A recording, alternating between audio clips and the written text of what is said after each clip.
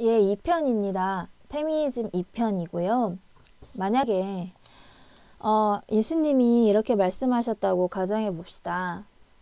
예수님이 나는 억울합니다. 나는 피해자입니다. 저들은 가해자예요. 그러니까 내가 피해자입니다.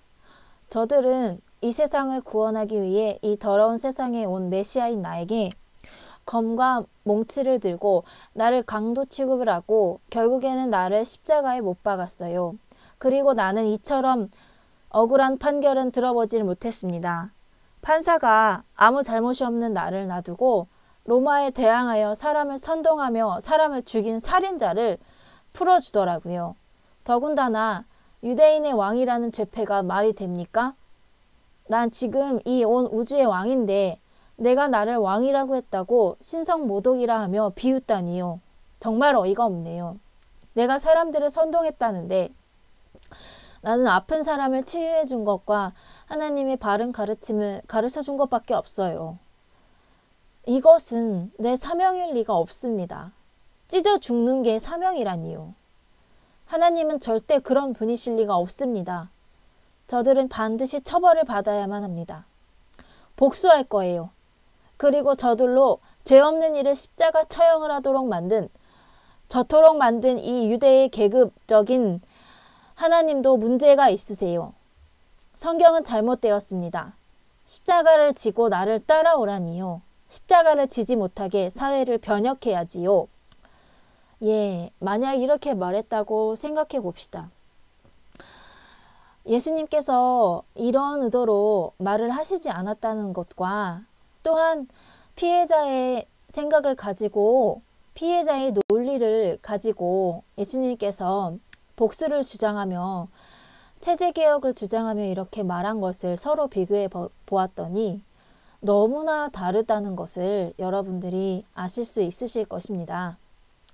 노란 박스에는 반박하는 말인데 자신의 아들을 죽이면서까지 하는 희생적 사랑으로 결국 인류를 구원하셨는데 우리는 그 모습을 결국 하나님이 우리를 위해 하신 희생이 아니라 나는 피해자다 라고 규정 짓는다니 이런 것은 결코 하나님의 뜻이 아니다.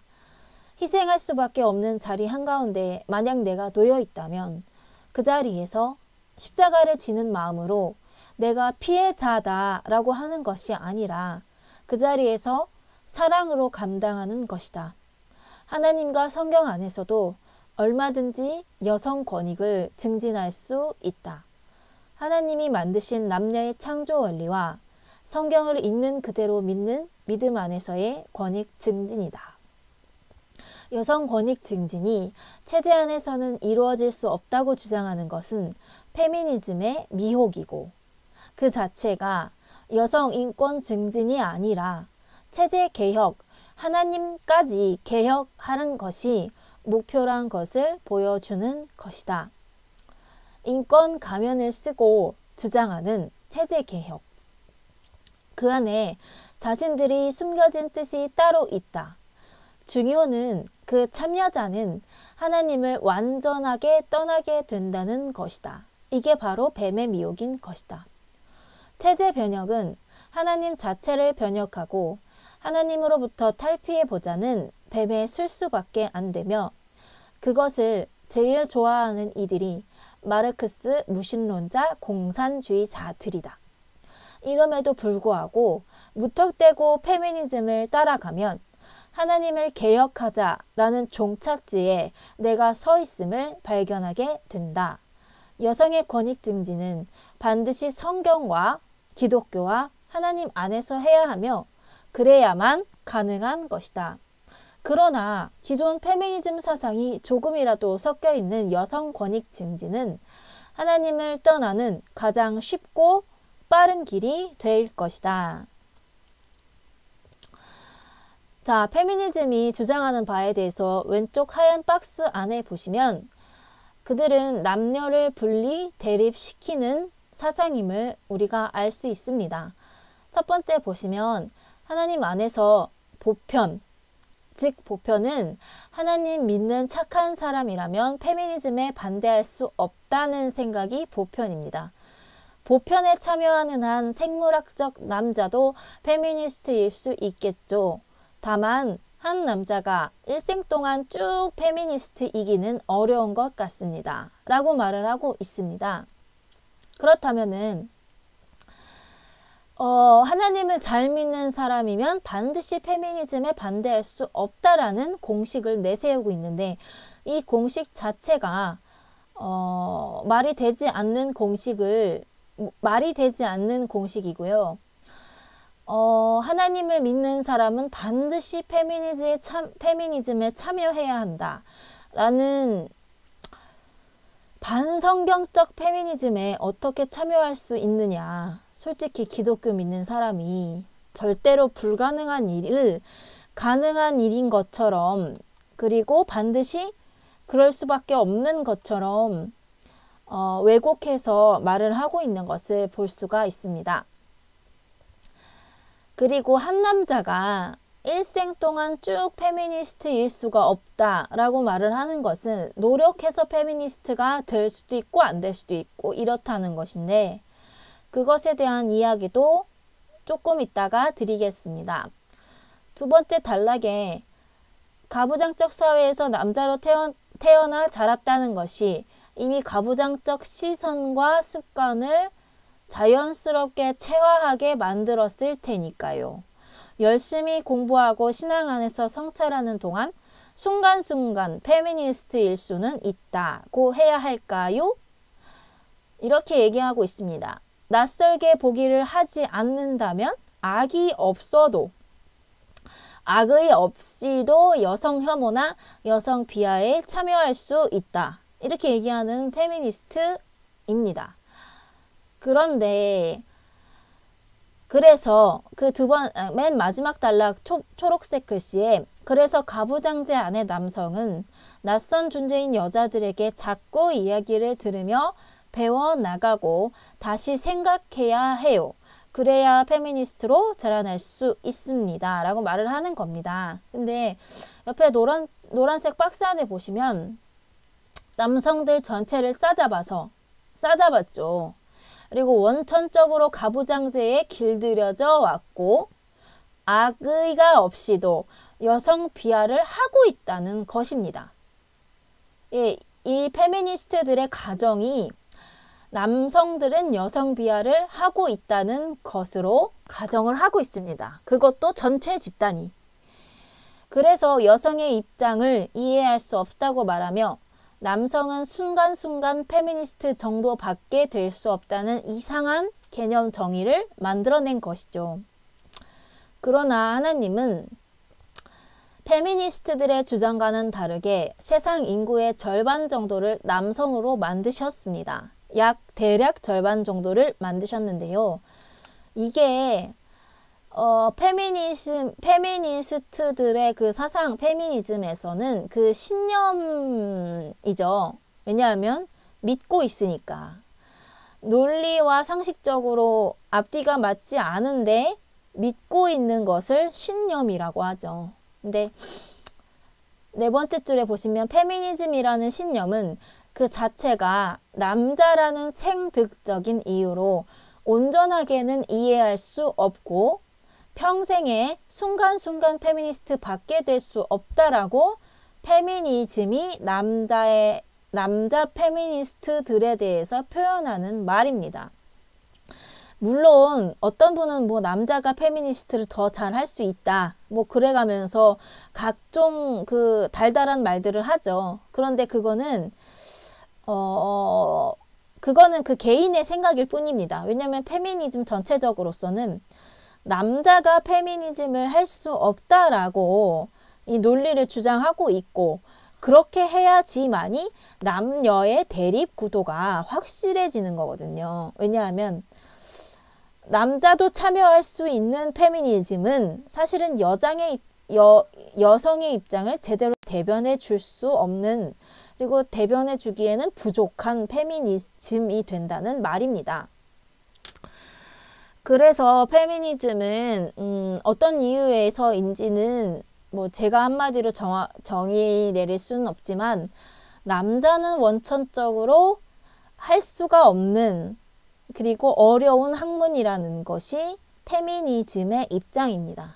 그리고 지금 5번째 줄에 노란 박스 안에 5번째 줄 보시면 원칙적으로 페미니즘은 남녀를 가르고 있고 대립시키며 혐오하게 되는 학문이라는 것입니다. 그러나 성경에서는 아담이 이르되 내 뼈 중에 뼈요 살 중에 살이라 이것을 남자에게서 취하였은즉 여자라 부르리라 하니라.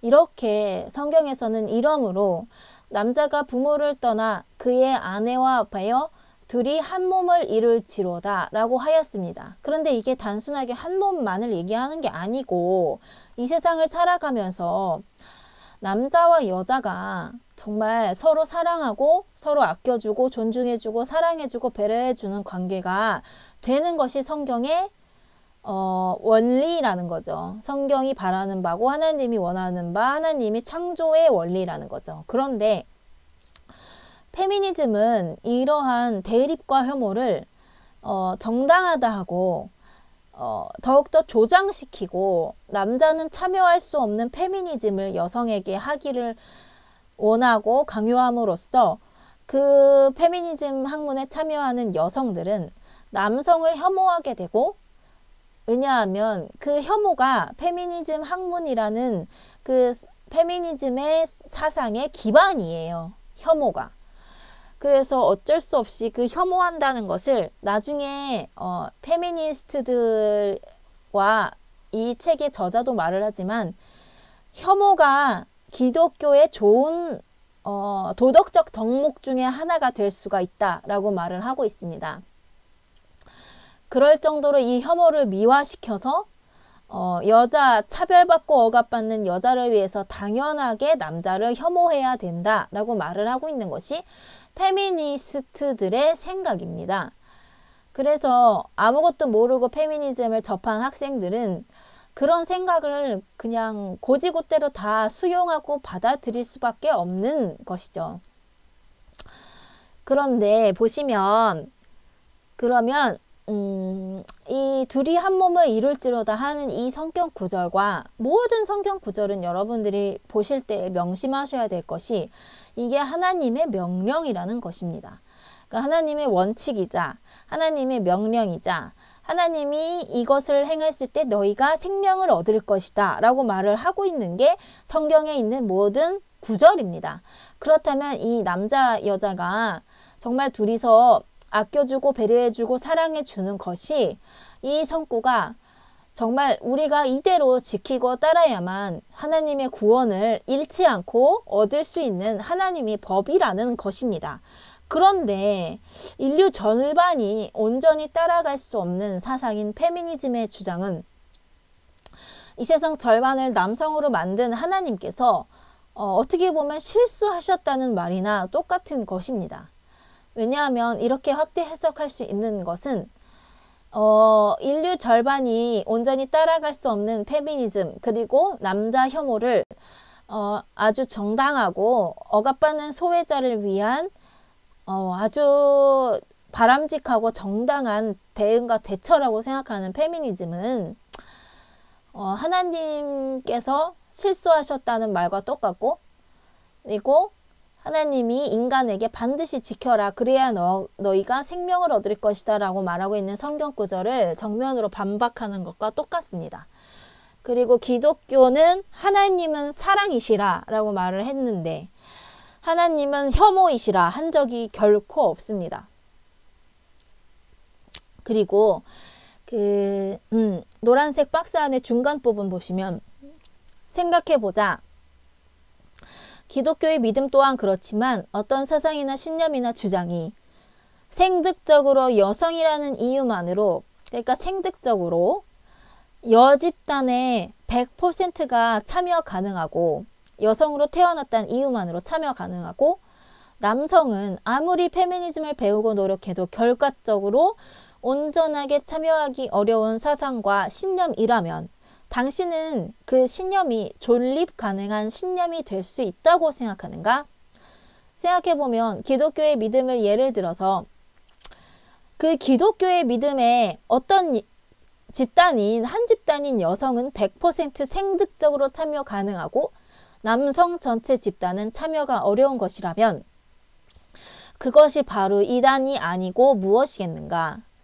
하나님의 법칙 안에는 반드시 남성이 있고 있어야 하는데도 불구하고 오히려 그들 남성은 페미니즘 사상으로 인해서 엄청난 존재적, 신론적, 죄론적, 물리적, 제도적, 문화적, 혐오화적, 범죄자화적, 가해자화적으로 역차별을 받고 있다. 이 정도면 페미니즘이 아니라 매니즘이 등장해야 되는 게 아닐까 생각될 정도이다. 사실 페미니즘에 대해서 옹호하는 글을 쓰신 글쓴이는 기독교와 페미니즘이 양립 가능하다고 주장하지만 직접 제가 그 책을 읽은 바로는 페미니즘의 사상 내용들이 그 자체로서 기독교와 양립할 수 없음이 자체에서 확인되었습니다. 사상적 대립이 말로만 양립 가능하다고 우기면 가능하게 되는 것입니까? 성경 말씀을 가감해도 된다고 생각하고 남성과 여성이란 원천적 두 가지의 성과 그 차이, 살인 금지, 혼전 순결 지키기, 동성애 반대 등의 기독교의 중요 사상들에 대해서 완전히 반대하고 있는 사상인 페미니즘은 기독교와는 절대로 양립 불가하다는 것입니다. 앞에서 예를 든 몇 가지뿐만이 아니라 그 밖에도 정말 여러 가지의 마르크스주의부터 시작해서 하나님 체제개혁, 성경개혁 여러 가지 등들이 정말 페미니즘과 기독교의 사상과는 대립이 되어서 같이 갈 수가 없는데 그냥 자신이 페미니즘 활동을 하면서 또 기독교도 열심히 믿고 있다. 이런 내용으로는 절대적으로 기독교와 양립할 수 있다고 개인이 우기는 것뿐이지 절대적으로 같이 갈 수가 없다는 것임을 말씀드리고 싶은 것입니다.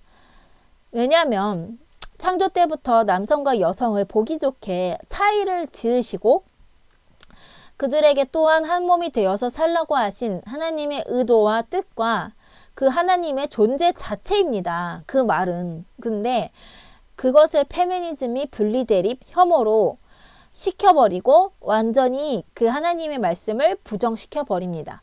그리고 또한 대단한 착각으로 페미니즘에 찬성하지 않는 사람들은 마치 여성을 위하거나 여성을 생각하지 않는 사람인 것처럼 만들어버립니다. 그리고 긍휼이 부족하고 여성 권익 증진을 원하지 않는다고 오해합니다. 사실은 그렇지 않은데 페미니즘에 참여하지 않았을 뿐이지 왜냐하면 그 학문이 원래 뿌리서부터 무신론적인 학문이고 그리고 목적 자체가 하나님의 체제 개혁이라는 바로 가고 있고 그래서 참여하지 않을 뿐이지 여성을 위하고 여성을 생각하는 사람들이 페미니즘을 반대할 수 있다는 것에 대해서 정말 오해하고 있고 왜 이렇게 페미니즘을 반대하는 사람들은 여성 권익 증진을 위한 것이라고 생각하지를 않는 것인지를 모르겠습니다. 그리고 페미니즘으로 인해서 남성이 차별받는 현황을 말씀드리고 싶습니다. 우선 왼쪽 주황색 박스 보시면 첫 번째로 신론적 하나님이 부여한 권위를 차별받고 있는데요. 그것이 무엇이냐 하면 오른쪽 하얀 박스에 하나님께서 생득적으로 남성을 지으시고 그에게 권위를 부여하셨으며 남성에게 여성을 사랑하라고 여성은 남성에게 복종하여 그리스도와 교회의 사랑을 서로가 나타내라고 한 하나님의 아름다움을 부정하고 또한 없애버립니다. 에베소서 5장 22절 33절에는 아내들이여 자기 남편에게 복종하기를 주께 하듯 하라. 이는 남편이 아내의 머리됨이 그리스도께서 교회의 머리됨과 같음이니 그가 바로 몸의 구주시니라. 그러므로 교회가 그리스도에게 하듯 아내들도 범사에 자기 남편을 복종할지니라. 25절에 남편들아 아내 사랑하기를 그리스도께서 교회를 사랑하시고 그 교회를 위하여 자신을 주심같이 하라. 이렇게 나와 있죠. 26절에 이는 곧 물로 씻어 말씀으로 깨끗하게 하사 거룩하게 하시고 자기 앞에 영광스러운 교회로 세우사 티나 주름 잡힌 것이나 이런 것들이 없이 거룩하고 흠이 없게 하려 하심이라. 이와 같이 남편들도 자기 아내 사랑하기를 자기 자신과 같이 할지니 자기 아내를 사랑하는 자는 자기를 사랑하는 것이라. 누구든지 언제나 자기 육체를 미워하지 않고 오직 양육하여 보호하기를 그리스도께서 교회에게 함과 같이 하나니 우리는 그 몸의 지체임이라. 그러므로 사람이 부모를 떠나 그의 아내와 합하여 그 둘이 한 육체가 될지니 이 비밀이 크도다. 나는 그리스도와 교회에 대하여 말하노라. 그러나 너희도 각각 자기의 아내 사랑하기를 자신같이 하고 아내도 자기 남편을 존경하라. 이렇게 되어 있습니다. 그리고 하나님께서 남편과 아내 사이를 그리스도와 교회의 사이라고 표현하심이 이 비밀이 심히 아름답고 크다고 나와 있는데 그 자체를 부정하는 것입니다. 페미니즘은. 그런데 오히려 여성의 권익 증진 차원이 아니라 여성 주어 세상을 만들자며 하나님이 완전 무결한 법칙인 남성의 다스림과 지도의 권한조차도 값싼 취급을 받고 가치 없는 취급을 받게 하였습니다. 이렇게 신론적 하나님이 부여하신 권위적으로 남성의 모든 것은 박탈당하고 차별받아 버렸습니다. 또한 왼쪽 주황색 박스의 두 번째 죄론적 부분에서 보면 감신대 한 교수님이 여성은 죄가 없다라고 말한 적이 있습니다. 그것은 그 피해자적인 입장에서 말한 것이 아니고요. 여성은 그러니까 그 죄가 원죄와 같은 인간이 짓는 죄가 없다라고 말을 하는 것입니다. 그러니까 여성은 아예 죄가 없다라는 주장을 했습니다. 그 주장으로 인해서 완전히 이것은 성경과 정반대이잖아요. 죄인 아닌 인간이 없다라고 하나님께서 성경에 말씀하셨는데 더군다나서 그럼 그 논리대로 따져보자면 지옥에는 남성만 가고 천국에는 여성만 있는 것입니까? 여자가 죄가 없다는 주장은 기독론의 근본이 문제가 생길 수 있는 중차대한 주장입니다. 그저 비역을 좀 해서 여자 편을 좀 더 많이 들어준 게 아니라 감신 교수님이 정말 여성이 죄가 없다라고 발언을 했으며 또한 이런 주장을 하는 페미니즘 사상가들이 역사적으로 많이 있었다는 것입니다. 물리적 차별에 대해서 알아보겠습니다. 오른쪽 하얀 박스 맨 윗부분 보시면 여성의 임신과 출산이라는 아름다운 신적 질서와 남녀의 차이를 가치 없고 값없는 바꿔야 하는 시대착오적인 발언처럼 생각하게 하고 그들 실질적으로도 그렇게 여기고 있으며 사회문화 제도적인 회사의 제도 부분이라든지 하는 부분은 바꿔나가면 되는 것인데 이것을 확대 해석하여 마치 남성과 여성의 본질적 차이도 없는 것처럼 왜곡하고 있습니다. 예를 들어서 남성은 물리적으로 더 힘이 세다든지 골격이나 호르몬인 테스토스테론의 작용으로 나서는 것을 좋아한다든지 등의 성격적 차이와 여러 가지 차이에도 불구하고 제도적으로 여성 페미니스트들이 반박한 것의 일례로는 여성 경찰, 여성 군인, 여성 소방관 등도 5대5로 만들라라는 실질적으로 직무를 수행하는 데에 있어서 불합리한 주장을 막무가내로 하며 모든 제도에 있어서 남녀의 차이는 간과하고 오직 여성의 권익 침해로만 생각한다는 문제입니다. 여성은 임신 출산에 좋은 몸으로 만들어졌으며 이 밖에도 남녀는 서로 어울려 살라는 하나님의 좋은 의도로 차이지게 만들어졌는데도 불구하고 그 차이를 좋은 방향으로 이용하는 것이 아니라 차별이라는 단어 아래에 아무런 구분 없이 모두 포함시키는 것입니다. 남성은 이제 제도적 문화적 측면에서 보면은 중간 정도의 남성은 사회 속에서 아주 크나큰 특혜를 받고 있고 이 세상의 제도 전체가 남성을 위해서 돌아가는 것이라는 착각을 하고 있습니다. 그러나 남성은 오히려 전쟁이 나면 목숨이 걸린 국방의 의무도 지고 있으며 가정 경제를 먹여 살려야 하는 책임도 있습니다. 하나님께서도 남성에게는 일하는 고통을, 여성에게는 출산의 고통을 주셨다고 말을 했습니다. 또한 일례로 여성이 임신했을 때에 남성이 먹여 살리는 것 등 굳이 그것을 비정상적이라고 구분할 의미나 필요가 없는 일들까지도 문제를 삼으며 혐오를 조장하며 기득권을 뺏기는 것처럼 이야기하고 있는 것입니다. 또한 여성의 불합리한 면모들, 회사 내부의 승급이나 출산휴가 등의 문제들을 제도 안에서 충분히 개선 가능한 부분인데 이것을 반드시 모든 것을 송두리째 마르크스적으로 혁명해야 한다면서 그 잣대를 아무런 구분 없이 갖다 대며 하나님과 성경까지도 혁명해야 한다는데 그것 자체가 사단의 계략임을 전혀 모르고 있다는 것이 문제입니다.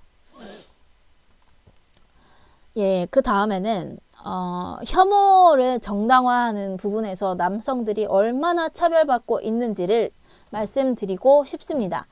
맨 위에는 남성들은 미래의 아버지가 될 사람들이었거나 현재의 아버지들이며 이 세상 모든 사람이 아버지가 없는 사람이 없는데 가정을 위해 힘든 날이 더 많았을 아버지들과 남성들을 미움받아도 싼 마땅한 가해자들로 만들며 기독교적 사랑과 용서라는 근본적 가치를 혐오를 정당화함으로 폐기시켜 버렸습니다.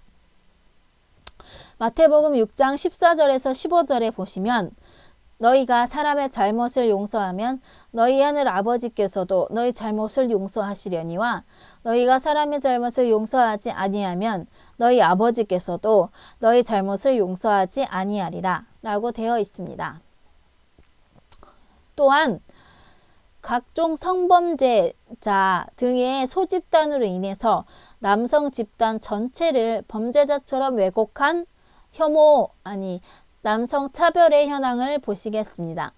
남성 중 소수 집단인 성범죄를 일으킨 사람을 확대화시켜서 마치 모든 남성이 그렇게 성범죄를 일으켰거나 일으킬 소질을 가진 사람처럼 취급합니다. 이것은 무고한 한 집단 전체를 범죄자로 보는 것입니다. 성범죄로 인해서 반드시 학교와 교회 안에 페미니즘 사상을 가진 단체를 설립하겠다는 것은 너무나 개연성이 부족한 주장입니다. 왜냐하면 성경적 성교육도 있고 얼마든지 좋은 것들이 있는데 왜 기독교와 양립 불가한 페미니즘, 어떤 사상 때문이냐? 낙태죄 폐지 찬성, 혼전순결 폐지, 동성애 찬성, 남녀대립 혐오, 무신론, 유물론, 마르크스 혁명 이런 것들을 가진 페미니즘을 가지고 오는 것입니까?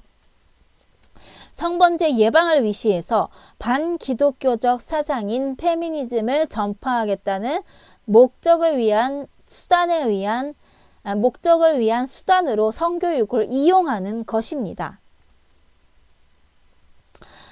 페미가 말하는 제도권에 대한 그 혁명이 필요하다. 제도혁명은 반드시 필요하다라고 말하고 있는 페미의 속임수를 말하고 싶습니다.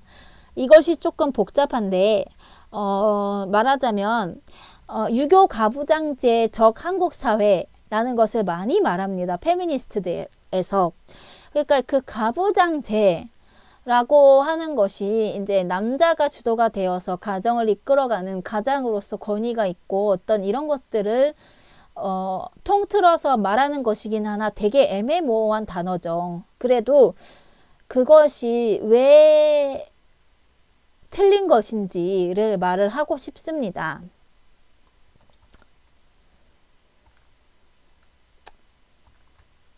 그것을 보시면 지금 1번에 나름의 원칙들을 6개 정도를 세워보셨 세워봤습니다. 이게 뭐냐 하면 제도권이란 그 단어가 가지고 있는 말의 어폐를, 그러니까 제도권이란 그 단어가 논리적으로 앞뒤가 맞지 않는 단어라는 것을 말하고 있는 6가지 이유입니다. 이게 무엇이냐 하면 1번,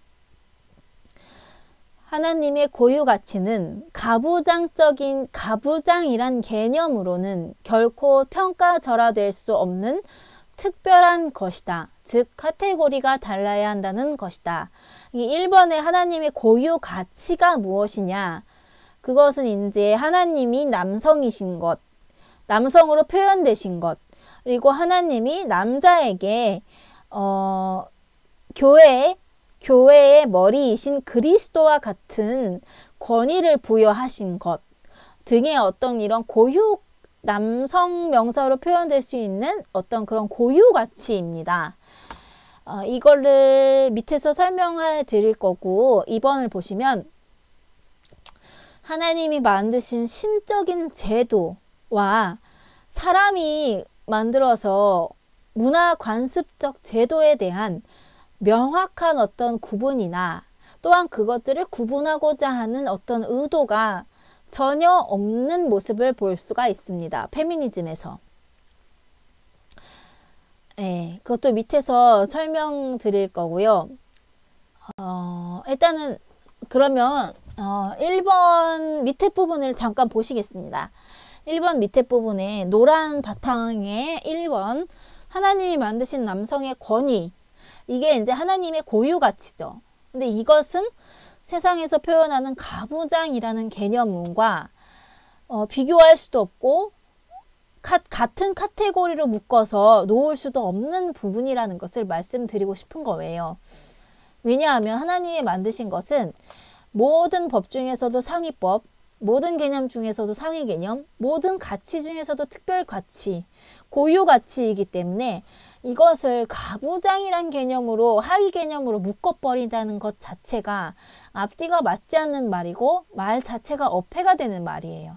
그렇기 때문에 하나님이 만든 남성의 권위, 하나님의 본체가 남자인 것, 그리고 아담이 남자인 것, 또한 제사장이 남자인 것, 이런 것과 같은 것은 고유의 신적 질서의 개념, 고유의 하나님의 고유 가치의 개념들이기 때문에 이것들을 특별하고 고유하게 여겨서 구분해야 합니다.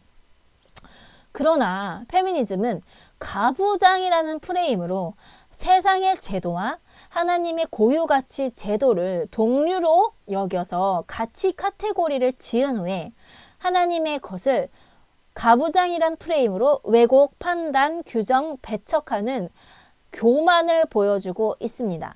그것은 하나님의 것이 그 뿌리 자체가 세상의 가치로는 규정되고 표현될 수 없다는 것인데 절대 그렇기 때문에 한 카테고리로 같이 묶어서 묶을 수 없는 것입니다. 따로 떼어내서 고유한 것으로 여겨져야만 하는 부분이 반드시 있고 그것이 성경 내부에 상당히 많다는 것입니다. 그런데도 가부장 카테고리에 묶어서 하나님의 어떤 법칙들이나 하나님의 남성에 대한 설명들이나 그런 것들을 그렇게 구분짓는 것이 절대로 해서는 안 되는 사탄적인 일이며 또한 그것이 성경의 특별성과 성경의 계시성을 나타내주며 또한 우리가 그 하나님의 고유 가치들을 남성에 대한 태도, 남성의 부여하신 권위 그런 것들을 가부장이라고 표현을 안 하는 그 태도가 하나님을 향한 나의 믿음이라는 거죠. 그리고 1번의 맨 마지막 문장에 보시면 그게 바로 세상 가치가 결코 알지 못하며 없는 듯하나 실체보다 더욱더 실체인 하나님에 대한 믿음이라는 것입니다. 그 하나님의 고유 가치들을 가부장이라는 프레임 아래에 묶지 않는 것이 그것이 바로 기독교의 믿음이라는 것입니다. 왜냐하면 그게 순서적으로도 하나님이 먼저이시기 때문에 맞기도 할 뿐더러 가부장 프레임 아래에 묶어서 엮어서 넣는다는 것은 하나님의 고유 가치, 하나님의 어떤 신적 질서, 그 존재적인 하나님의 우위성 이런 것들을 부정하는 거라는 거죠. 그래서 이 자체가 믿음이 없는 것이라고 봐도 무방합니다.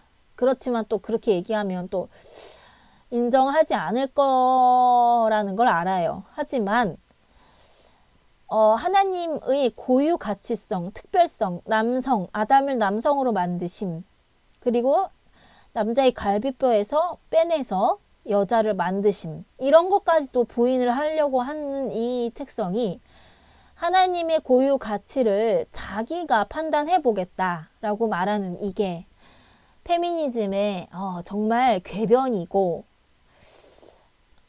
제도 개혁을, 가부장의 제도 개혁을 거슬러 올라가면 하나님이 있다, 이 말이 정말 어이가 없는 말입니다. 절대적으로 하나님은 가부장이 아니십니다. 하나님이 만드신 세우신 고유 가치를 어떻게 인간이 자기의 머릿속으로 그것이 옳다 그르다를 구분하려 하고 판단하려 할 수 있는 것인지를 다시 한번 내 안에 내 믿음이 도대체 내 믿음의 위치가 어디에 있기에 내가 이런 생각을 옳다고 생각하지? 라는 것을 한번 생각해 보시는 것을 권유드립니다. 그리고 2번 보시면 그들은 하나님의 사상과 사람의 제도를 뭉뚱그려서 얘기하고, 한국의 예로 들어보자면, 그렇지만 한국의 예로 가부장이 있지만 기독교와 유교는 종교가 다르기에 비교할 수가 없는 카테고리인데, 맹자와 공자의 유교 가부장적 가치를 하나님이라는 더 큰 명제를 그 가부장의 가치를 가지고 뒤집어 씌우는 것입니다. 그래서 이제 고유 가치들조차도 그렇게 표현하고 있는 것이고요. 그리고 성경의 유대교적 인간 문화적 가부장적인 면모가 있을 것 아닙니까? 왜냐하면 유대교 당시에도 사람 사는 동네이기 때문에 어떤 제도적으로 불합리한 면이라든지 그런 게 있으면 고쳐나가면 되는 것인데, 그것을 하나님이 가부장적이기에 그렇다는 것처럼 뭉뚱그려서 주장하고, 하나님의 신적인 가치 제도와 사람의 문화 제도적인 것들을 구분을 해야 될 필요성이 분명히 있는 것인데, 이것을 전혀 구분하지 않는 모습 또한 볼 수가 있습니다. 3번은 위에 파란색 박스 안에 3번, 3번이 두 개인데, 위에 3번을 보시면 하나님이 만든 제도와 사람의 문화관습적 제도를 그 구분을 찾자고 그것을 완전 무결한 성경 속에 적용해서는 결코 안 되는 것입니다. 그거는 믿음의 근본을 흔드는 일이에요. 왜냐하면 성경은 하나님의 감동으로 되었다는 완전한 책임을 우리가 믿음을 정말 믿고 있어야 합니다. 그런데 이것을 성경 안에서 찾아보자 라는 것 또한 페미니즘의 어떤 술수라는 거죠. 그게 아니라는 겁니다. 그리고 그 밑에 3번, 파란색 박스의 밑에 3번 보시면 가부장이라는 것에 대한 어떤 의미 파악이 명확하지 않아요. 그렇기 때문에 가부장이라고 하면 이 전체 제도가 나쁜 것처럼 오해를 하고 있습니다. 그럼 3번이 그 밑에 노란 박스 안에 3번을 다시 설명해 놨는데, 가부장적인 것의 전체 100%가 나쁜 것도 아닌데 100%가 나쁜 것인 것처럼 가정하고 있다는 것입니다.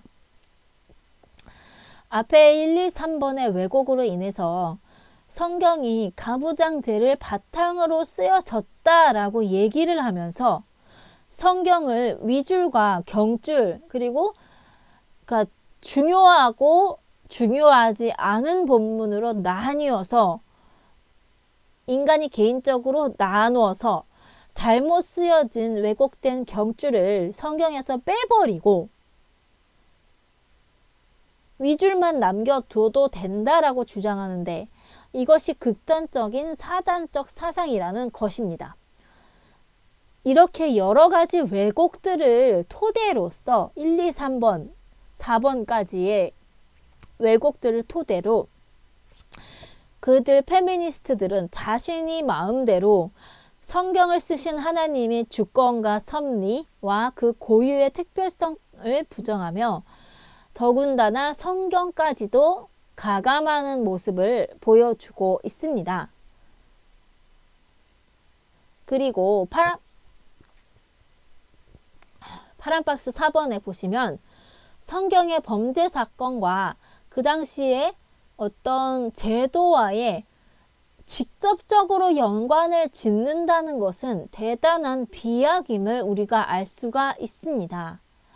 4번의 밑에 노란 박스 안에 설명을 드릴 건데요. 그 전에 한국에서 범죄 사건이 일어난다고 해서 그 범죄 사건이 이 제도가 문제가 있기 때문에 범죄 사건이 일어났다라고 얘기를 한다는 것은 그것은 대단한 그 당시의 제도에 대한 비약이라는 거죠.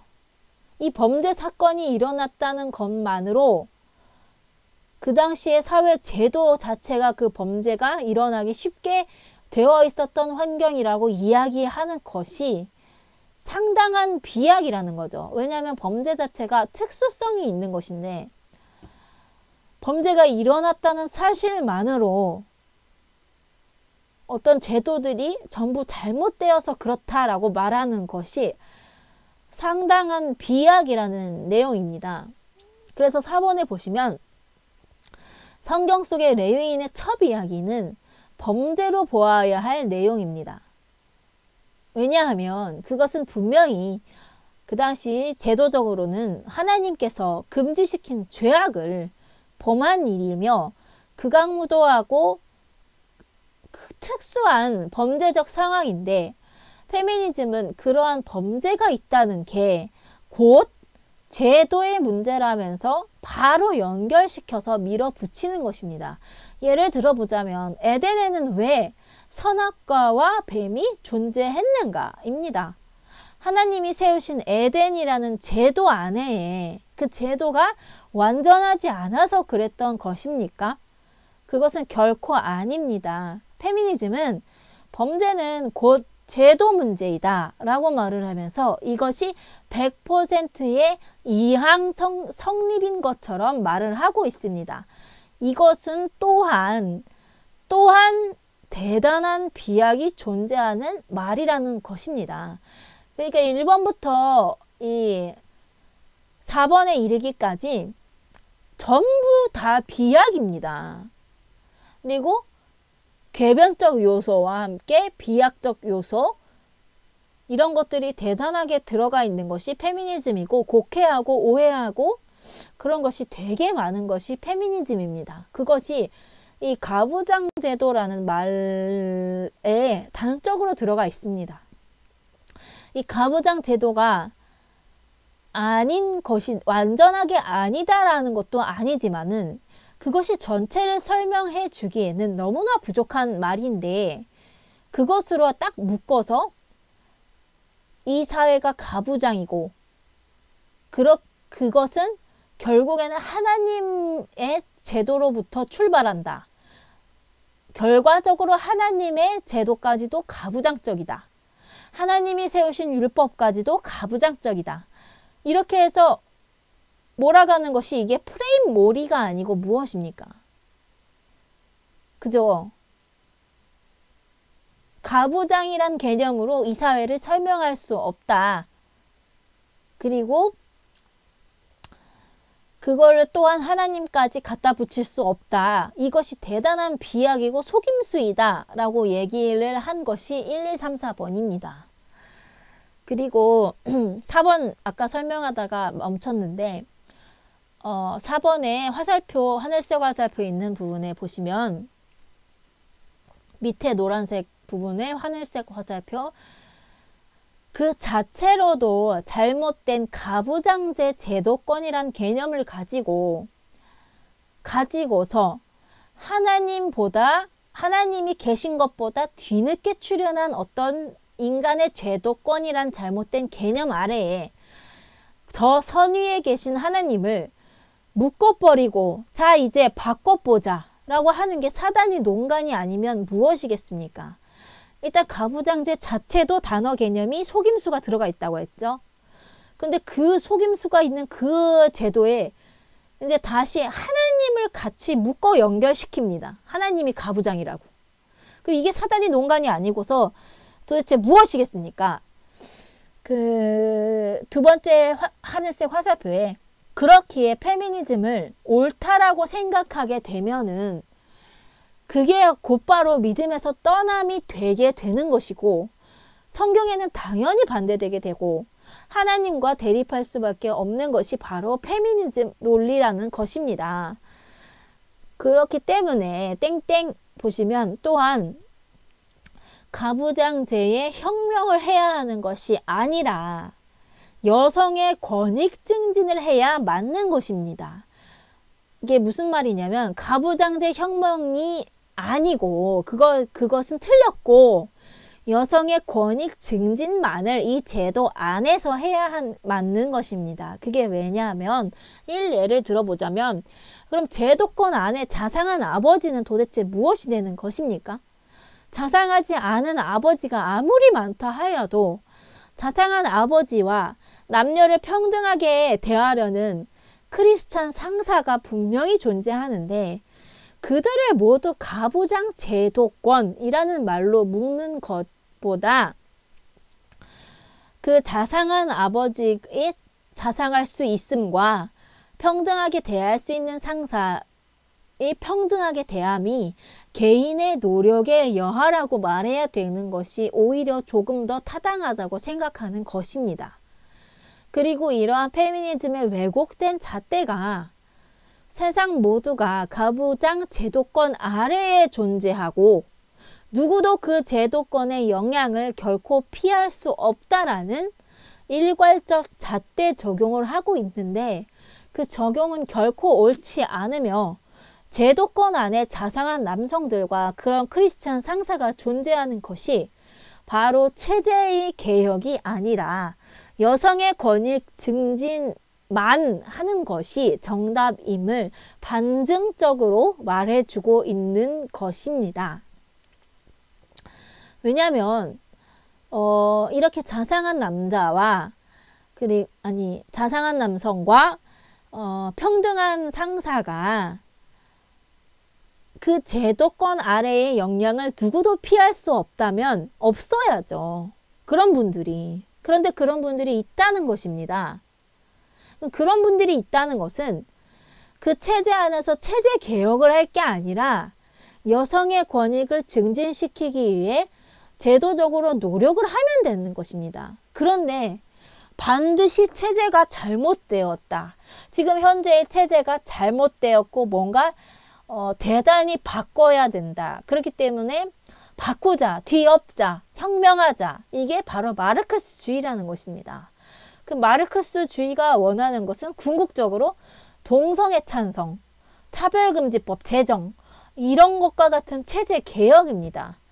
그리고 성경 자체도 쪼개고 분할해서 이것은 아니야, 이것은 맞아 해서 기독교 신앙 전체를 대적하고 있는 모습이 바로 페미니즘 체제 개혁이 원하는 바라는 것입니다.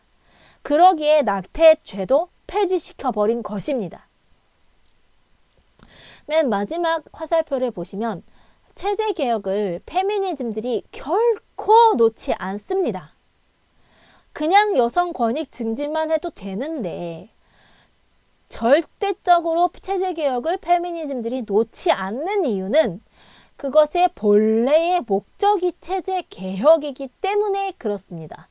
하나님의 법과 질서를 사단의 법과 질서로 하나님의 존재 자체를 가부장적이라고 말해서 바꿔버리려고 하는 그것이 바로 그 사단의 속임수입니다. 여러분들이 그걸 아셔야 하고요. 그 다음 페이지에 제목에 페미니즘으로는 여성 권익 증진이 결코 불가능하다라는 것을 말씀드리려고 합니다. 이게 무엇이냐 하면 하나님께서는 남자와 여자를 평등하게 만드셨고 하나님 보시기에 그것이 평등한 것이면 남자가 다스리는 권한이 있고 여자가 사랑하고 복종하는 권한이 있다면 그것이 인간인 우리에게도 그것이 평등한 것입니다. 그런데 과연 이것이 그럴까? 라고 묻게 하는 것, 의문을 가지게 하는 것, 이것이 뱀의 역할이고 여태껏 일어난 범죄들을 봐봐. 하나님이 만드신 남녀와 세계는 평등한 게 아니지 라고 유혹하는 것이 바로 뱀의 논리입니다. 두 번째 단락에 보시면 현재 사회 속에서 여성에게 불합리하다라고 생각되는 인간, 사회, 문화적 이러한 제도적 부분들은 충분히 이 주어진 사회 안에서 개선할 수 있는 부분입니다. 이 주어진 사회 안에서 개선할 수 없다라고 주장하는 것이 페미니즘의 논리일 뿐이고요. 그 논리가 100% 맞다라고 생각하는 것은 대단히 비약적인 사고방식입니다. 그리고 당신의 생각과는 다르게 여권 증진은 반드시 페미니즘을 떠나서 노력해야 가능한 것인게요.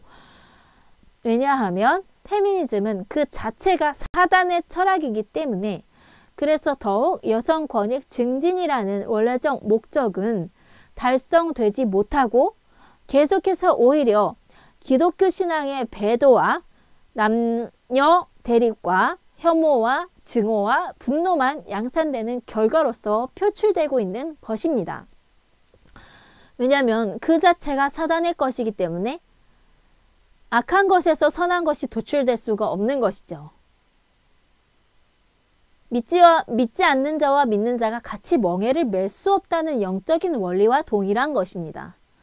근데 세 번째 단락에 실제적으로 지금 전국의 대학의 페미니즘으로 인해서 앓는 몸살이 대단합니다.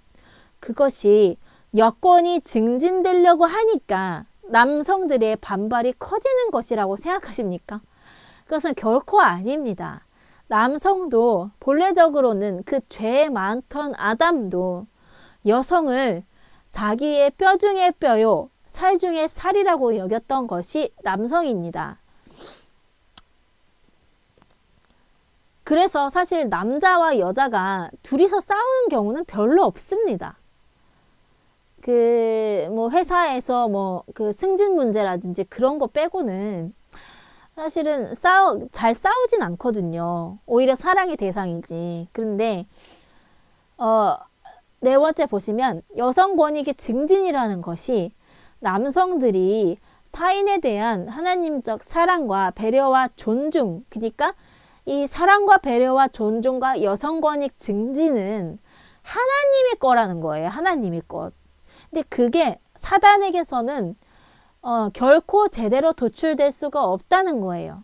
이제 가식과 위선과 앞에 내세우기 위한 페미니즘 사상을 광고하고 전파하고 퍼뜨리기 위한 구실에 불과할 뿐이지 정말 남성이 마음에서 우러나서 여성을 배려하고 존중할 수 있는 것은 하나님적인 사랑과 배려와 존중으로만 그것이 가능하다는 것입니다. 그러기 위해서 페미니즘에서 벗어나서 그런 노력을 해야 한다는 것이지 페미니즘이라는 사단의 무신론의 철학과 그 여러 가지 반기독교적 사상을 기반으로 한 그 사상에서는 좋은 것이 결코 나올 수가 없다는 이야기를 드리고 싶은 것입니다.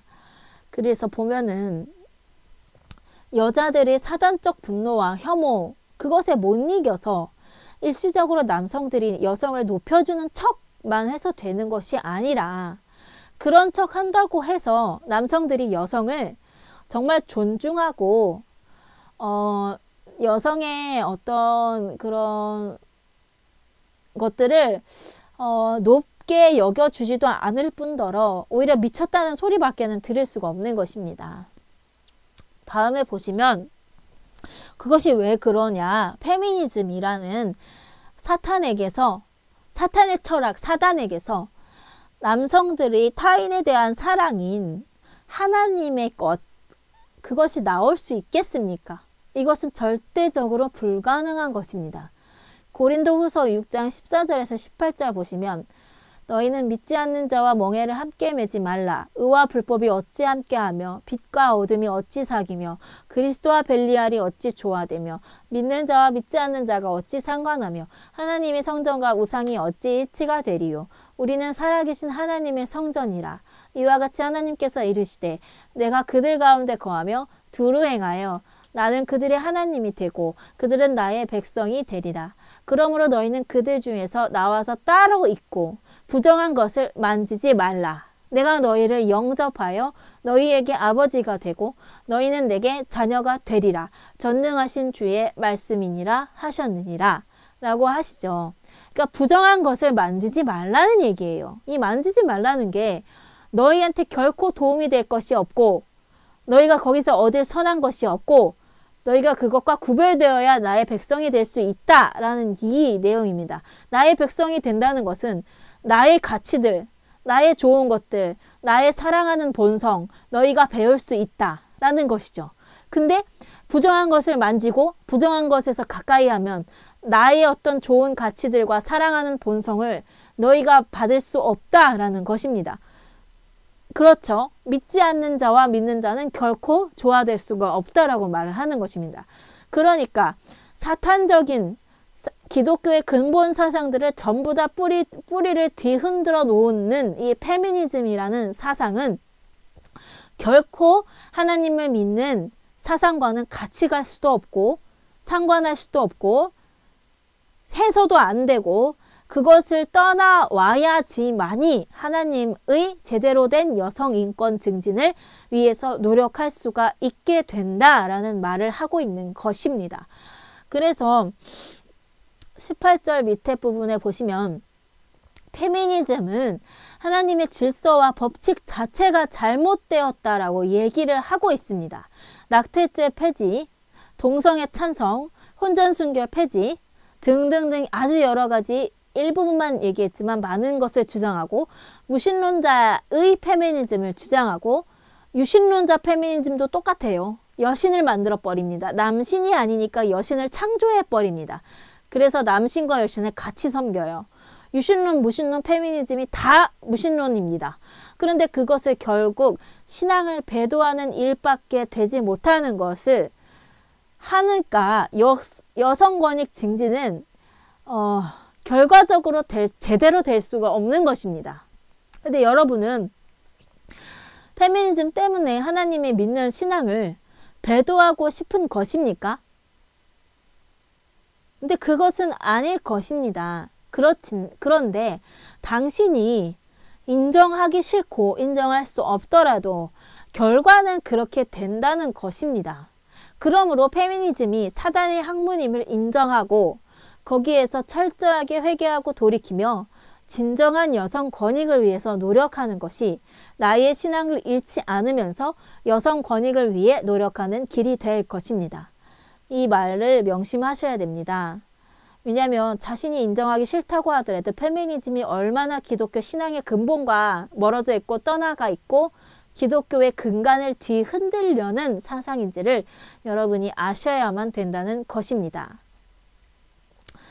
그리고 페미니즘 사상가들이 책에서 주장해 놓은 바가 왼쪽 부분에 보시면 그 책에 이렇게 쓰여져 있는데 이퀄리즘, 여성 권익 증진, 여성과 남성이 똑같은 권익을 누리자.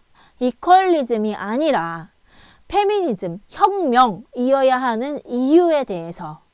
왜냐하면 피해자 의식, 그걸 일단 강조를 해요. 그리고 남녀가 같이 차별이 적은 세상을 만드는 게 아니랍니다. 뭐냐? 여성이 피해자였기 때문에 여성만을 더욱더 신경 쓰는 세상이 되어야 한다라고 얘기하고 있는 것입니다. 오른쪽 노란색 박스에 보시면 오히려 정상적인 것은 페미니즘이 아니라 이퀄리즘입니다. 그러니까 남녀가 같이 차별이 적은 세상을 만드는 게 오히려 정상적인 것인데 페미니즘은 무조건 혁명해야 된다는 것입니다. 제도혁명이라는 말에 너무나 큰 음모가 들어가 있는데도 페미니즘을 하는 사람들은 이것에 대해서 그렇게 크게 신경을 쓰지 않습니다. 근데 이게 제일 중요한 거예요. 왜냐하면 이게 성경적인 원리가 아닌 게 여태껏 흑인 노예들이나 흑인 피해자들이 있었어요. 너무나 어렵게 살았는데 그분들이 그러면 흑인이 피해자였으니까 이제 흑인을 더 신경 쓰는 흑인이 주어가 되는 세상을 만들어야 한다라고 한다면 그럼 흑인을 제외한 다른 인종들은 주어가 아니게 되고 또 그들은 역차별이 되는 세상이 되게 됩니다. 도대체 이게 차별의 반복, 이게 무엇란 말입니까? 사상 논리 자체가 궤변적이고 오직 체제 혁명이라는 한 가지 목적을 위해서 모든 것을 정당화시키고 있음이 드러나 보이는 부분입니다. 여성이 주어가 되어야 된다라는 것. 그리고 두 번째 하얀색 박스 왼쪽에 두 번째 박스에 보시면 희생자 여성이죠. 희생자의 이름이 잊혀지면 안 되고 또한 희생자를 기억하는 게 전략적으로 중요하다라고 얘기하고 있습니다. 그런데 여기서 보시면 전략이라고 하죠. 오른쪽 박스에 보시면 도대체 어떤 전략이 필요한 게임을 하고 있는 것이기에 이 페미니즘들은 그들이 감춰둔 목적이 무엇이기에 전략이 중요하다라는 이야기를 이렇게 드러내놓고 하는 것일까라는 생각이 듭니다. 생각해 보십시오. 그리고 세 번째 밑에서 마지막 하얀 박스에 보시면 전근대 시절 막 조선시대 막 이럴 때 그렇게나 오랜 시간 동안 남성으로부터 여성이 혐오를 받았잖아요. 그러니까 이제는 조금 남자를 혐오해도 괜찮다라는 것입니다. 이게 말이 됩니까? 오른쪽 노란 박스 세 번째 보시면 논리적으로 말 앞뒤가 맞지 않아요. 그리고 너무나 감정적이고 인류 절반이나 되는 남성은 전혀 생각하지 않고 있음이 드러나고 있고 하나님이 만드신 인류 절반 남성이나 남자에 대한 혐오를 아주 정당화시켜 놓은 이상한 궤변을 하는 페미니즘이 얼마나 사탄적인지를 볼 수 있는 부분입니다. 혐오가 어떻게 하나님의 것이 될 수 있습니까? 혐오는 사단의 것이고 마귀의 것입니다. 미워하는 자는 안 돼요. 친구를 보고 바보라고 욕하는 자, 라가라고 하는 자는 지옥에 떨어진다라고 되어 있습니다. 공회에 붙잡혀 간다고 되어 있습니다. 그런데 혐오해도 된다니요. 하나님은 사랑이시라는데 그 반대에 마귀가 좋아하는 혐오를 조장하고 더군다나 인류의 절반을 혐오하자라고 말하고 있는 페미니즘입니다. 그들이 제목을 보시면 그들의 존재 목적은 여러분들이 생각하는 여성의 권위 증진이 아니라 체제 개혁입니다. 그것을 제 말이 아니라 페미니스트 사상가들이 역사적으로 대대적으로 그렇게 말해왔어요. 보시면 초록색 문장 첫째 하얀색 박스 보시면 페미니즘 용어인 명예남성이라는 용어가 있어요. 그게 무엇이냐? 명예남성은 좋은 뜻이 아닙니다. 이것은 페미니즘을 체제혁명을 하지 않는 여자들을 비꼬는 언어입니다. 이게 무엇이냐면 체제 안에서 체제 개혁은 추구하지 않고서 여성의 피해보는 점들만을 개선하기를 바라는 것을 마치 남성처럼 성공하는 것을 목표로 삼아서 근본적으로 여성이 남성보다 위계의 아래에 있다는 것을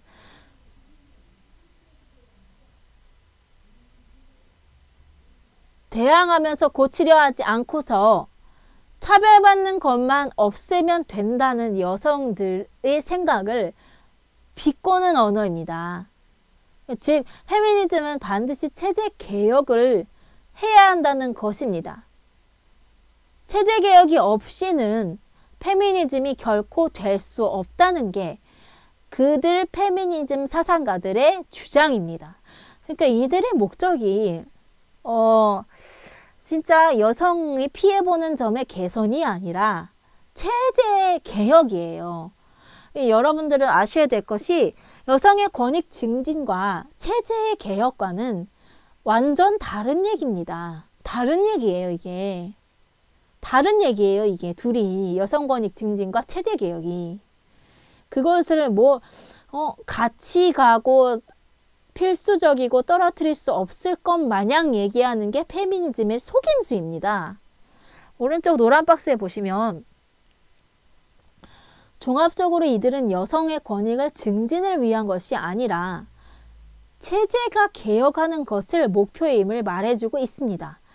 그러면서 그 논리의 근거가 되기 위해서 근본적인 위계가 있다라고 얘기하고 있는 게 페미니즘입니다. 남녀가 위계가 있다. 그러나 여러분 성경에서 보시면 하나님은 결코 절대적으로 위계로 남녀를 만드시지도 않았고 구분하시지도 않았고 한 몸이라고 얘기하셨고 그렇게 만드셨습니다. 그러면 이 사상 자체도 페미니즘이 기독교와 절대적으로 같이 갈 수 없고 속임수를 써먹고 있다는 것을 여러분이 아셔야 되는 거죠. 위계 사상, 체제개혁 사상, 그리고 두 번째 하얀색 박스에 보시면 저자의 정의, 명예남성에 대해서 정의를 해 놓으셨는데 이리가레라는 학자의 말을 인용하셔서 남근적 여성을 설명했습니다. 이것은 무엇이냐? 이들은 생물학적으로는 여성이지만 이제 체제 개혁을 원하는 게 아니라 여성 권익 증진만을 바라는 여성을 말하는 것입니다.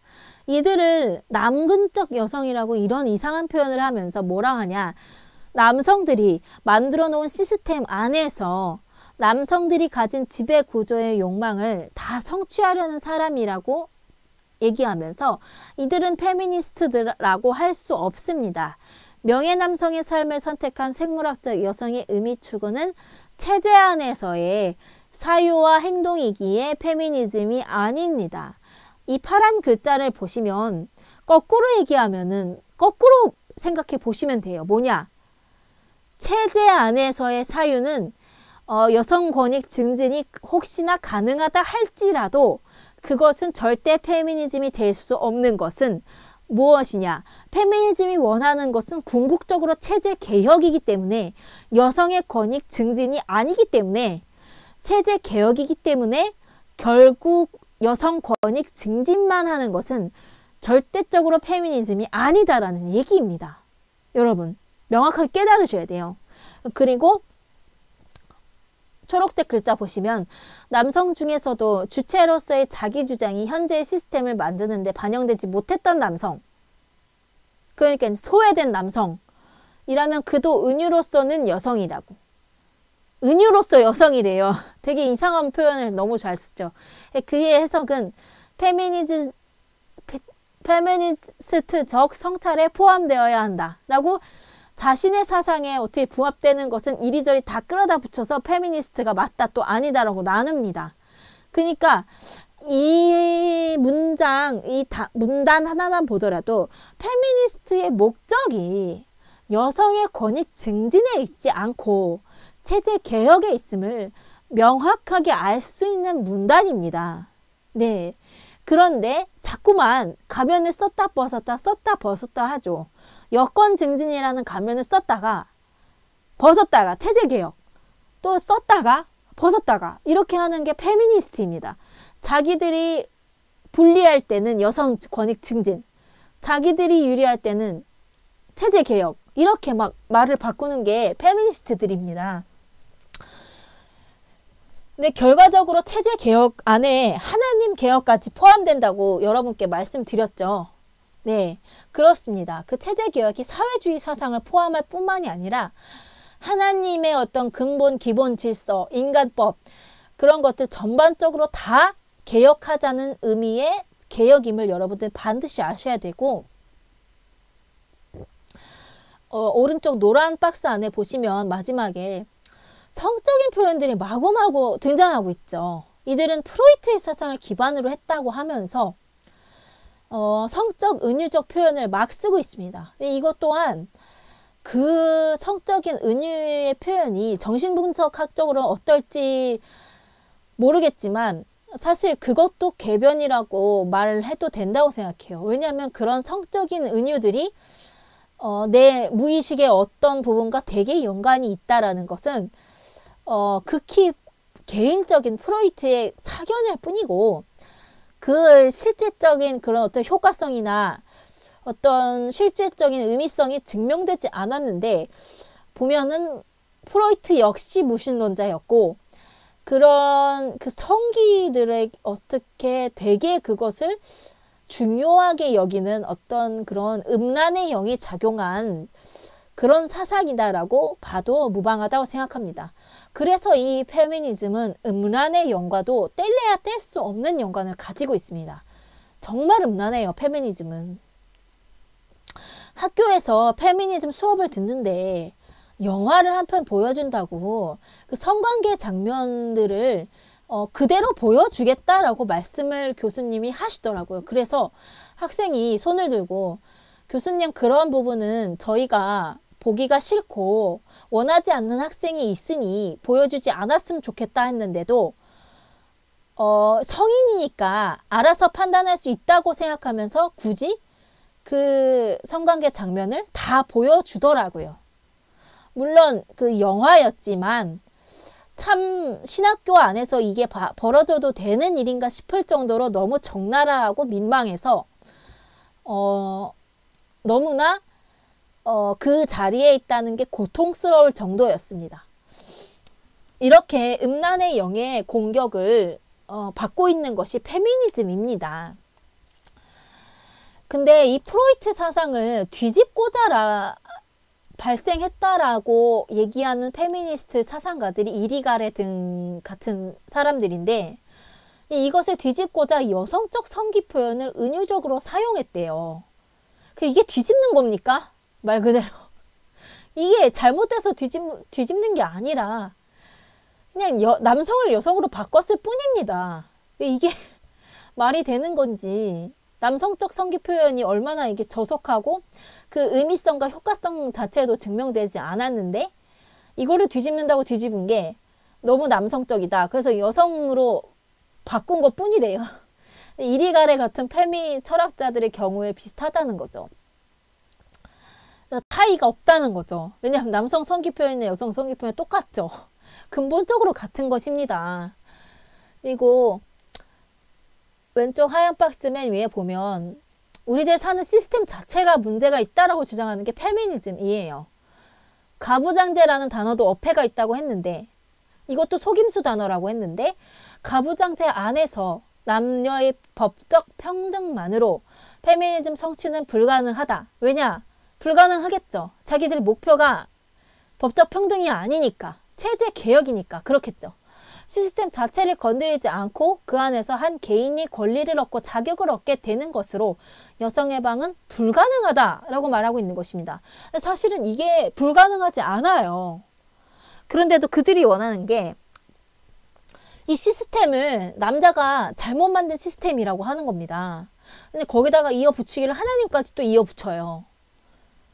그러니까 이게 얼마나 왜곡이 많고 비약이 심하고 하나의 어떤 사항만을 보고서 전체를 그렇게 얘기하고 가부장제라고 전체를 다 묶어버리고 이게 너무 심하다는 것입니다. 그리고 이게 결과적으로는 심할 뿐만이 아니라 속임수예요. 속임수.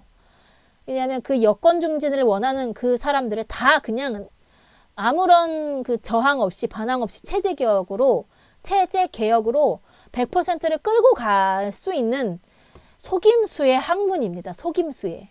그래서 오른쪽 노란 박스 안에 보시면 체제 안에서는 어떤 변화나 개선도 통하지 않을 것처럼 그들은 얘기하고 있습니다. 그러니까 그들은 원래부터 마르크스와 사회주의와 친했어요. 원래부터 그 뿌리 자체가 페미니즘 출발 자체가 그 페미니즘 사상이 나온 것부터가 마르크스와 연관이 되어 있다는 말입니다. 그렇기 때문에 체제가 목표인 체제 개혁이 목표인 것이고 그거 없이는 이 사람들은 여성 권익 증진 필요 없어요. 이 사람들한테는. 체제 개혁입니다. 무조건. 하나님까지도 개혁.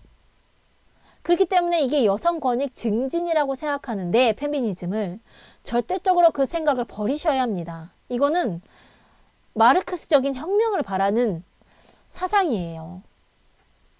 여성 권익 증진을 원하지 않는다고 페미니스트 자기가 말을 하고 있습니다. 이 책의 저자도 얘기하기를, 그러니까 한 개인이 권리를 얻고 자격을 얻게 되는 것으로는 불가능하다라고 얘기를 하는 게 페미니스트들이라는 거죠. 두 번째 보시면 시스템을 종식시켜야 한다는 이들은 자본주의가 성차별을 유지하고 심화시킨다고 생각하고 사회주의와의 연대를 주장한다고 합니다. 네. 자본주의가 성차별을 심화시킵니까, 여러분? 그런 왜곡된 발언이 어디 있습니까? 증명되지도 않은. 그게 어디 있습니까? 도대체 자본주의가. 오른쪽에 보시면 시스템 종식이 그들의 목적입니다. 혁명이에요. 숙청. 그리고선 뭔가 다른 새로운 것을 하겠다. 근데 그 새로운 게 좋은 것일까요? 과연? 하나님이 것이 아닌 사단이 것인 분명하죠. 페미니즘은 성과 젠더에 대한 관념이 정말 다양하니까 그게 인권 존중이라고, 하나님이 만드신 성을 획일적이라고 말합니다. 남성과 여성 두 성을. 고리타분하다. 그래서 그들은 획일적이고 고리타분한 하나님에게서 벗어나고자 하는 의도가 다분하고, 사회주의를 지지함으로써 자신들이 얻을 수 있는 무언가 정치적인 의도, 예를 들면 자본주의 파괴, 기독교 파쇄 등의 목적이 있다는 것입니다. 왼쪽 하얀색 박스 마지막에 교육 기회를 얻고서 공부를 잘하고 능력을 발휘해서 자리를 차지할 수 있는 여자들이 얼마나 되겠어요? 라고 말을 하고 있습니다. 네, 이것도 이상한 말인 게, 그러면 똑똑하지 못한 남자들에 대한 얘기는 왜 없습니까? 근데 페미니즘 사상 안에 무조건 들어오게 만드는 사상이에요. 왜냐하면 이제 개인이 권리를 얻고 자격을 얻게 되는 것으로는 해방이 불가능하다라고 얘기할 땐 언제고, 또 똑똑하고 공부 잘하고 능력 발휘해서 잘 차지할 수 있는 여자들이 얼마나 되겠어요? 라고 말하는 게, 체제 개혁을 반드시 하지 않으면 안 될 이유들만 자꾸 갖다 붙이고 있는 거잖아요. 그래서 오른쪽 노란색 박스 세 번째 보시면 페미니즘은 현재 시스템을 바꿔야만 변화가 일어난다고 생각합니다. 근데 하지만 우리가 사는 세상의 여건 증진 운동은 올해가 다르고 내년이 다르고 노력하면 할수록 바뀝니다. 근데 계속해서 변할 수 있고 변해왔는데 왜 체제 개혁, 시스템 종식만을 주장하면서 페미니즘의 세계 안으로 들어오기만을 바라는 것일까가 정말 페미니즘은 음모라는 것입니다. 또한 왼쪽에 보시면 여성은 가부장제 5,000년 역사래요. 가부장제 5,000년 역사래요. 단지 여성인 이유로 가부장적 결정권 밖에 존재해왔다. 여성으로 태어나 가부장들이 말하는 대로의 여자로 행동하는 것이 사회화된 성을 의미했다. 이렇게 얘기하고 있습니다. 근데 오른쪽 박스 안에 보시면 결정권 안에 있는 자가 있고 아닌 자가 있다는 것입니다. 근데 이것이 뭐 일부적으로는 사실일지라도 그게 국지적인 사실이지, 이것이 저자의, 그러니까 이제 여자가 결정권자가 되어야 한다는 발언에 대해 타당성의 근거가 될 수는 절대적으로 없다는 거예요. 그럼 남자한테 역차별이라는 거죠. 그리고 하나님의 주신 성이 분명히 있는데, 남성과 여성으로 되어진 두 가지의 성이 있는데 그것이 아니라 사회적인 젠더로서의 성만 이야기를 하고 있는 페미니즘의 모습을 볼 수 있고요. 또한 여자의 분노의 감정을 자극해서 피해와 분노의 감정, 이 말이 맞지 않나 라고 생각하게끔 드는 분노의 영과 오해의 영과 미혹의 영의 공격이 있습니다. 이 글 자체에서도. 그리고 두 번째 하얀색 박스에 보시면, 그래서 그동안 의사결정권에서 배제되고 스스로 자기 규정을 할 기회를 얻지 못했고, 그렇게 여자들이 주체 선언을 하며 주장하는 말을 페미니즘이라는 우산에서 묶고 분류하고 성찰해야 한다. 페미니즘은 그렇기에 생물학적으로 여성인 사람을 우선적으로 포함할 수밖에 없다. 이 세 가지 문장 자체들이 다 개연성이 없어요. 서로서로가. 개연성이 없고 논리성이 없어요. 왜냐하면 의사결정권에서 배제되고 자기 결정을 할 기회를 얻지 못했다. 이것도 비약이 심한 것입니다. 여태까지. 사실 그런 여자들이 있었다라고 얘기할 수 있어요. 그렇지만 지금 현재까지도 그렇지는 않고 지금 이 사회는 많이 변했죠. 현재까지도 그렇고 있지는 않은데 이게 완전 통념인 것처럼 여자가 자기 규정할 기회가 없었다는 것이 통념인 것처럼 얘기하고 있는 것도 비약이 너무 심한 것이고, 그 다음 그렇게 여자들이 주체선언을 하면서 주장하는 말이, 주체선언을 하면서 주장하는 말을 왜 페미니즘이라는 우산에서 묶고 성찰해야 합니까?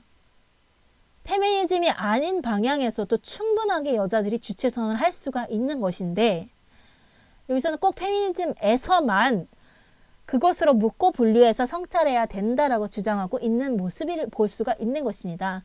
마지막에 페미니즘은 그렇기에 생물학적으로 여성인 사람을 우선으로 포함할 수밖에 없다라고 하는데, 이거 말이 안 되잖아요. 생물학적으로 여성인 사람을 우선적으로 포함할 수밖에 없다. 그러면 생물학적으로 남성인데 여성을 위하는 생각을 가진 남성은 우선적으로 포함될 수 없는 것입니까? 여자가 배제되었기 때문에 여성을 우선 포함해야 된다. 이 두 가지가 얼마나 개연성이 떨어지는가를 여러분들이 아실 수 있어야만 됩니다. 너무 한 가지의 그 가치에 이렇게 내 생각을 집중하고 집착하다 보면 이 일반적인 문장에서 얼마나 개연성이 떨어지는지도 분별을 할 수가 없는 상황에 놓여지게 되는 것입니다. 오른쪽에 보시면 생물학적 여성만 가능한 사상은 반드시 사이비이고 비정상적 이상한 사상이라고 설명을 한 적이 있습니다. 왜냐하면 생물학적 여성이 있고 남성이 있고 하나님은 둘 다 지으셨는데 한쪽 생물학적 여성만 할 수 있는 신념과 사상이라면 그게 얼마나 사이비적인 사상입니까?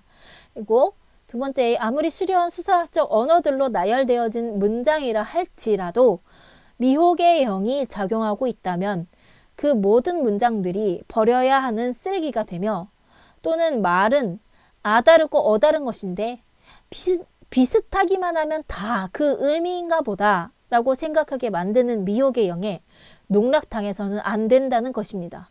왜냐하면 이렇게 왼쪽 그 문장 보시면 이렇게 개연성이 떨어지는 데에도 이게 마치 정말 타당한 문장처럼 자기들이 자신 있게 주장하고 있는 모습을 볼 수가 있잖아요. 이게 아니라는 것입니다. 마지막에 보시면 성령께서 주시는 분별로서 그 안에 미혹의 영을 분별하지 못하면 당할 수밖에 없다는 것입니다. 없어요. 당할 수밖에. 분별하지 못하면. 근데 마지막에 이 모든 저자의 발언들이 왜곡과 미혹이 가득 차 있는 것임을 여러분들이 깨달을 수 있는 분별이 생기기를 바랍니다. 페미니스트들이 주장하는 바가 얼마나 기독교의 주장과 상충되는지를 책을 토대로 정리를 해 보았습니다. 이것을 말씀드릴 텐데요. 성차에 관해서 우선 말씀드리고자 합니다. 이것을 3편에서 말씀드리겠습니다.